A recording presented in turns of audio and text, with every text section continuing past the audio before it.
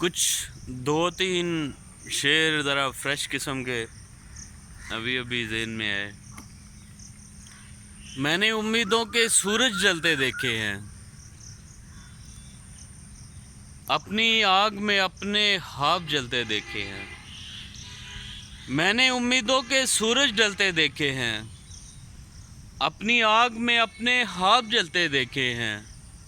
وہ پچھلے برس میری ہی کشتی ڈوبی تھی، تم نے تو بس دریا دور سے چلتے دیکھے ہیں۔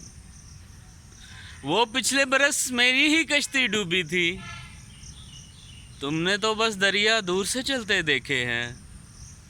اور دامی لیلا مجنوں کا قصہ اب تو جھوٹا لگتا ہے، لیلا مجنوں کا قصہ اب تو جھوٹا لگتا ہے۔